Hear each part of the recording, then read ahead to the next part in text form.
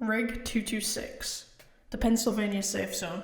Post threats of nuclear apocalypse, Rig 226 and hundreds of other safe zones were set up. After the first bombs were dropped, leaving many other safe zones, both industrial and residential, destroyed, and millions of lives taken, Rig went on a lockdown. No one in, no one, unless authorized, out. Anyone who died outside the walls stayed out. Anyone else who died inside the walls, they were thrown out. Waves of bombs were dropped all around Rig, leaving it the only one remaining for miles and miles. Sickness from radiation slowly began to take over the site before it just stopped. It was like the world went quiet. It just stopped. The ill people didn't get worse, but they didn't get better. The bombs stopped falling from the sky. No animals making noise. Everything went quiet. Not silent, quiet. That's when the attacks began. People from both outside and inside attacked people inside. Not just anyone though. Weapons guards, storage guards, military, leadership, anyone who had any important role.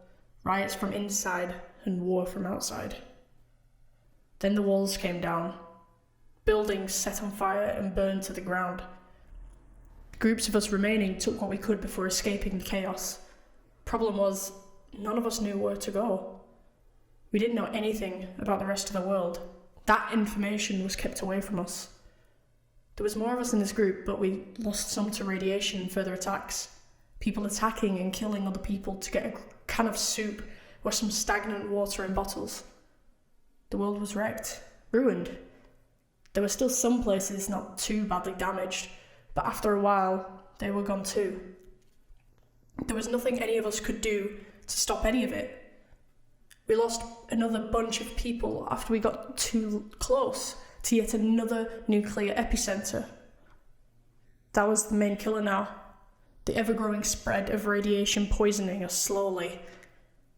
I'm by myself now. I found somewhere to hide from the others, and currently not flooded with radiation. The people I was with started going crazy. Hallucinations were the start of that. Being able to tell if the hallucinations were real or not was bad enough. Then they started hurting themselves and others over them. The minds telling them to hurt people they trust. I left.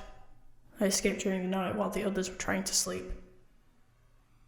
I hid.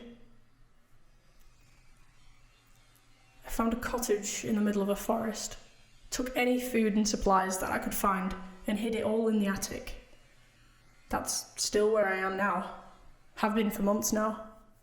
Every so often I hear people. I don't see them, just hear them. In the trees, out of the windows in the house, all around me. Not long before they go. It's been a long time since the last bomb dropped. I haven't seen any more since then. Still no sign of recovery from this, and still nothing from anywhere in the world. I found a radio and attempted to get a signal from it, but I got nothing. It's getting tough to live out here. I've started leaving the cottage more, searching in close by buildings for stuff that I could use and keep. The most that I've found is a few tins of beans and one of leek soup. I did, however, find a set of clothes, too big for me to be honest, but they'll be worn nonetheless.